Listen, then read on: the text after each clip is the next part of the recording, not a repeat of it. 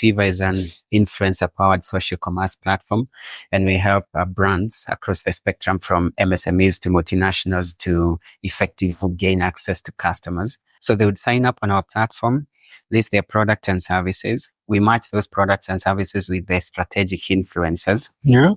And then we give them the tools to push that content, which is shoppable content because it has a link that you can buy from across all social media platforms that they have a presence on. Now, that's a transactional based business model. It allows us to go create value for the business first and then change them, as compared to what marketing does, which is charging you first and then going to attempt to create value for you. And that then has become a sustainable business model for MSMEs because they can sustain it. The jobs we have created, which is the influencers we have onboarded on the platform, which is 13,000 today. We have 3,000 businesses. We are going to partnership with Alibaba to extend the products we have. We were part of the inaugural Safaricom Spark Accelerator program, impact investors from World Bank, MasterCard Foundation, FCD, and most recently Challenge Fund for Youth Employment through grants and prizes to scale what we are doing. So thank you. Thank you for joining Africa Tech Radio. This is a special series with CC Hub. Yeah. If you could please state your name, your company, and what you guys do. My name is Peter Kironji, co-founder and CEO of Twiva. Twiva is an influencer-powered social commerce platform, and we help brands across the spectrum from MSMEs to multinationals to effectively gain access to customers. And we do that by helping them to market and to sell their goods and services through social media influencers. Oh, lovely. What talent did you see that made you start this? Yes. So I had started 2 or 3 companies, depending on how you're looking at it, and they couldn't scale as a micro business then. And I realized that for most micro, small, and medium enterprises, this is a challenge that they all face. And this is mostly because they don't have the digital marketing skill set required to showcase your product and services online. They're, of course, limited with the resources that they can use to fix that gap. And of course, when you're trying to have an online business, trust is the biggest gap that they also have. So I was trying to look for a solution that can support them to be more credible and to help them to effectively gain access to markets online. What do you think is the biggest reason why African businesses face the credibility problem?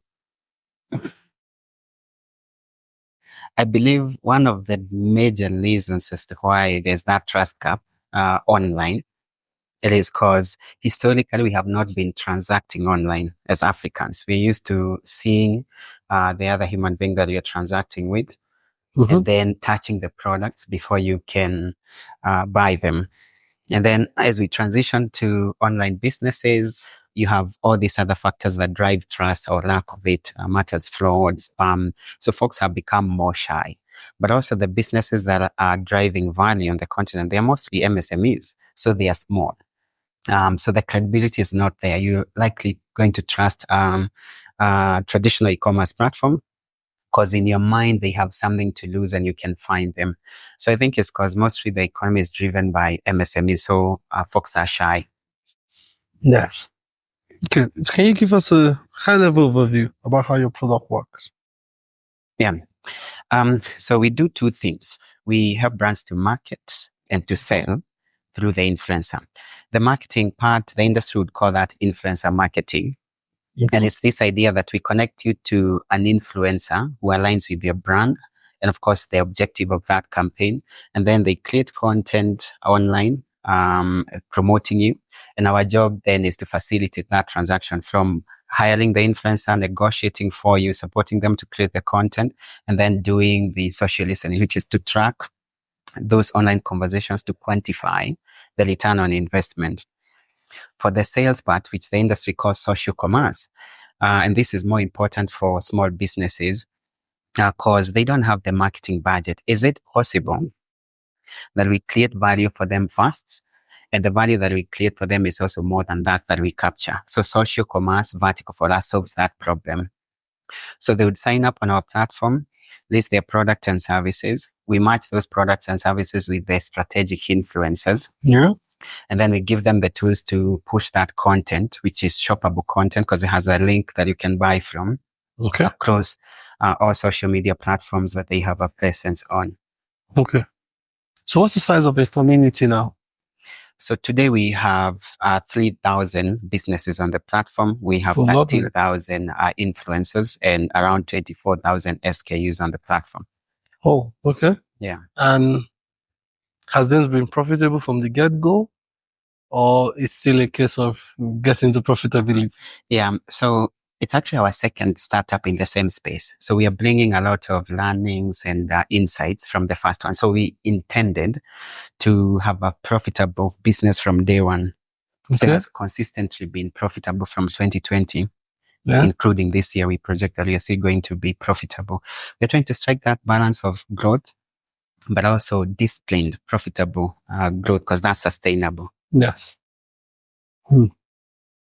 Looking at the challenges you faced, right?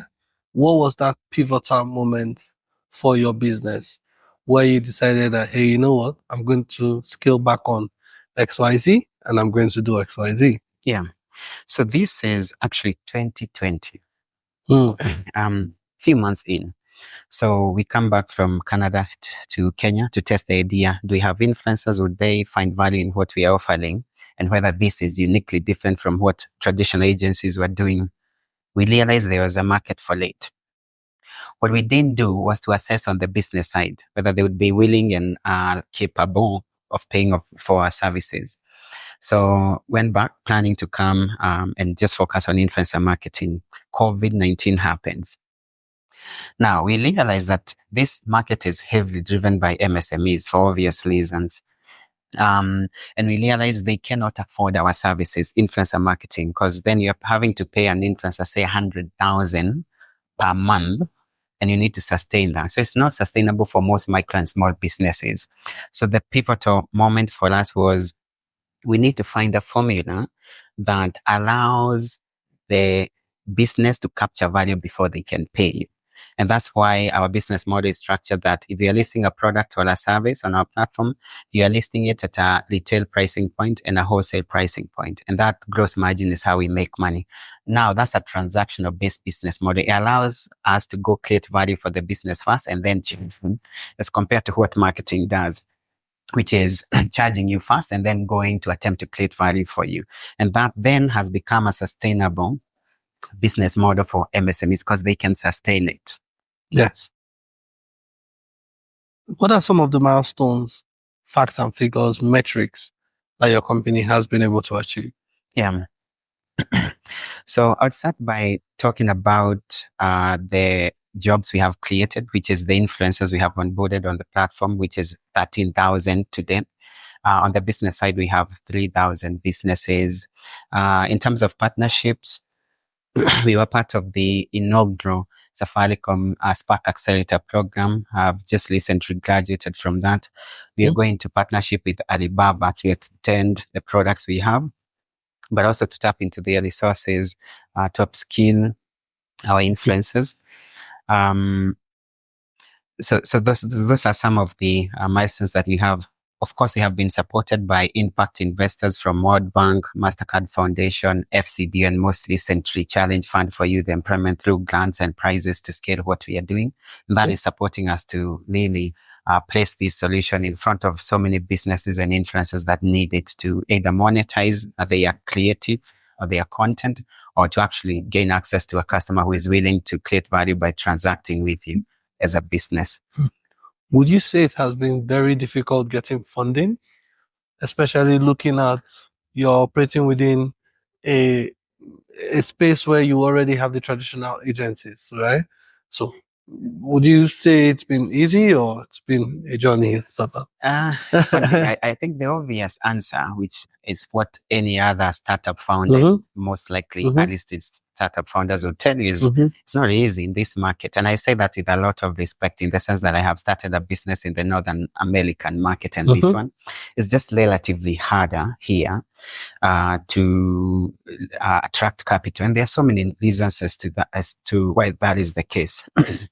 Number one, in terms of scale, when an investor is looking at the opportunity, for you to move from Kenya and start to scale to other African markets, these are different markets. So that sort of like introduces a friction point, matters the ability to scale and fairly. So, and of course, we have your regulatory constraints that also hinders the growth there. So, and also, how many investors know of the opportunity if they are outside the continent? And then those who are local VCs or PEs, do they have the liquidity to deploy and to support startups?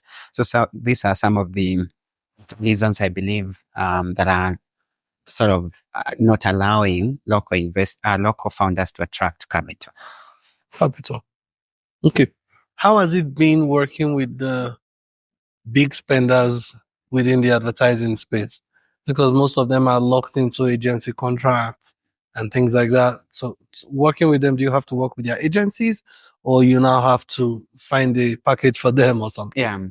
So there are all those flavors. There's some that will prefer to go through an agency for obvious reasons. The agency would inherit the entire brief. Some are doing above the line, some are doing below the line. So the agency supports them with outsourcing the specifics of a specific campaign. But also there are some that would prefer to work directly with you. And these tend to be corporates that have a certain appreciation of the tech that you bring, because that agencies don't have, in terms of how do you remove the human bias to hire an influencer through science, matters their numbers. How do you track online conversations? So you need social listening tools to measure and to track so that you can quantify the return on investment. So some would prefer to do that. Of course, the challenge is there is on a cash flow point of view, which is they want you to finance the brief. And for the most part, these briefs are heavy. And again, that's why most of them would prefer to go through an agency, because an agency might have the resources to finance a brief and then wait for cycles of, say, 3 to 6 months. Okay. And obviously you have, so have you found a reason to go for funding yourself to be able to fund some of these briefs?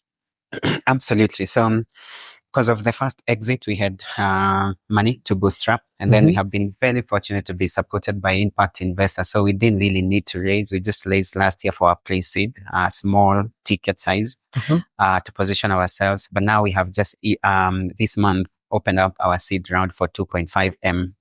And this will be a mix of debt and equity. The debt part is to finance the briefs, so that then we can afford to wait for these payment cycles that could go up to 3 to 6 months. 3 to 6 months, yes. Yes. Okay. What advice would you give to a fellow entrepreneur about to start the same journey you started? The obvious one is start. And that's why it's a startup. Sure. And then just know that it's an experiment. So you're trying to find something that you can replicate, something that you can repeat, something that you can scale. And by that, I mean, be willing to pivot, like change. If something is not working, try something else. But again, don't quit too early. And that's why things like A/B testing will be very important. And again, talk to your customers as frequently as you can to receive their feedback, so that informs the pivots that you're making. So the biggest one is that you start and then understand that it's an experiment. This is not a business. So you're trying to find something that you can repeat and, of course, monetize. Okay. You've been part of some of the accelerator programs, right? Yeah.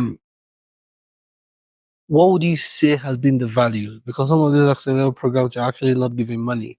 Yeah. Right? So what would you say has been the value to your brand? I really like the question. So number one, we have gone through 11 accelerator programs. The last one was the Safaricom Spark Accelerator Program. So there's a lot of value. One is coaching and mentorship. Matters the network that you unlock there. Well, that doesn't have direct monetary value. Does unlock a lot of value for Matters insight, all the way to opening doors, matters BD and strategic partnership. So that's the first one. The second one is to be in a company of peers who are trying to pursue the same thing. So you can bounce ideas, you can give each other feedback. And it's also a very lonely journey. So having peers that you can, again, talk about the hard stuff together, that really supports you as an entrepreneur, because you're also human and you need a community that really understands what you're also going through. So a community for me, the ability to be coached, to be mentored, to be trained, of course, opening doors matters, partnership and BD.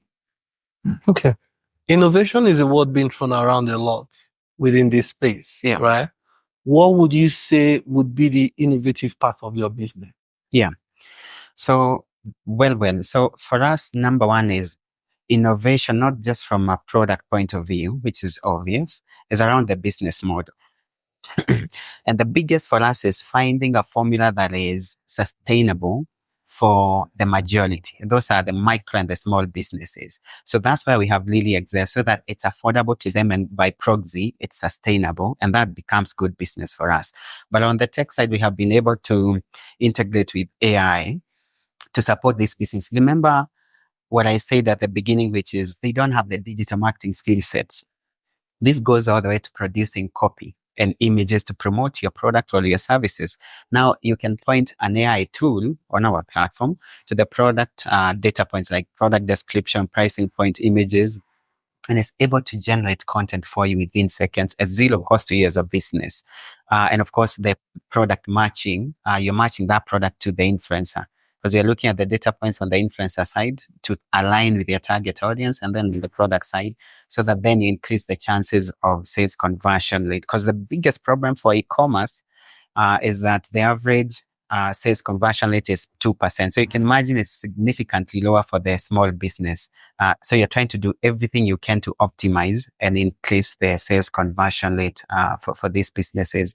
But also the other one is, well, social media platforms are so good and significant, matters lowering the barrier of entry on matters digitizing your business. It is very difficult for you to transact on social media.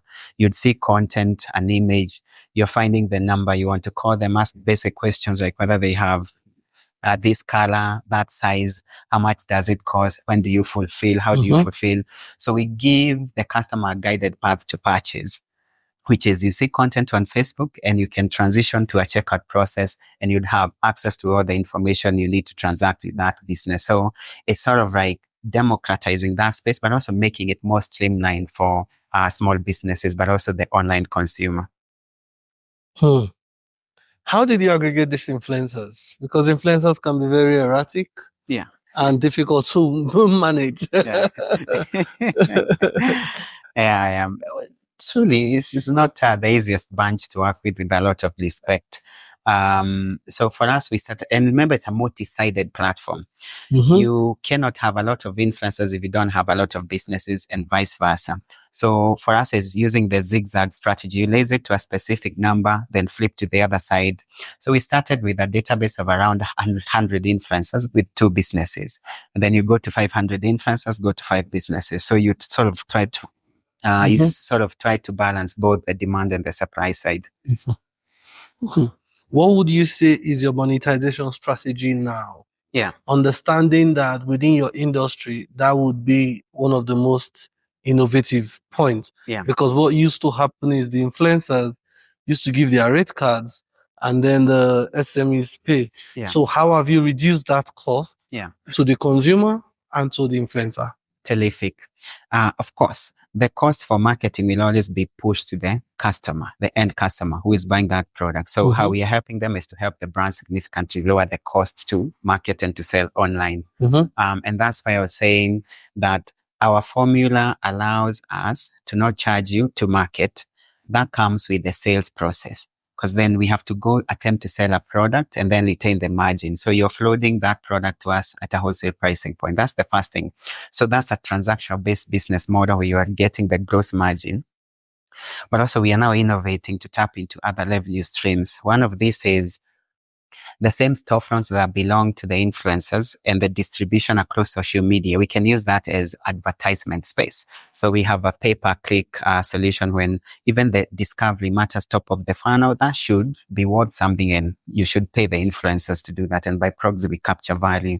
And also, given that we have a lot of businesses, a lot of resellers who are selling to a lot of customers, and we do not do logistics and fulfillment. We are aggregating orders for the partners. So we also want to go into that space and capture a significant portion out of the value we create for them, because then we are doing business development for them. How do you see the future of your business? Understanding that Google and Facebook used to have intermediary agencies, but now they don't have any more. They tell everybody to deal directly with them. Does that not pose a threat to you? I wouldn't think so. In the sense that, and number one, it's also changing how we are operating. So one of the things we have started to really experiment around is the idea that influencers don't have to be human beings. They can be platforms, and they have amazing traction. So that's another space that we are going into. So that is to say the people you're mentioning also become a platform for distribution for us. They become resellers or influencers. But at the same time, if it's influencer marketing, it's very easy for you to be bypassed because you are the middle platform or middlemen. So the backward and forward integration. But if you are doing social commerce, there's not the incentive for a business to bypass and go straight to the influencer or the vice versa. In the sense that how else would you work with 1,000 or 10,000 influencers and streamline the process of how you do the attribution? What influencer drove value to you so that you can pay them the commission? So then tech plays a significant role there. So we don't think we are going to be bypassed. We'll continue to play the infrastructural role that we are playing. What is one thing you would like? Okay, so two folds of the question. One is, what does success mean to you? So in the next 5 years, where do you see your brand? Yeah. What metrics do you want to be rated by? Yeah. I'll go for one. The reason why we came back to this market and why we continue to work so hard is that we believe the biggest problem we have on the continent is unemployment and underemployed youth.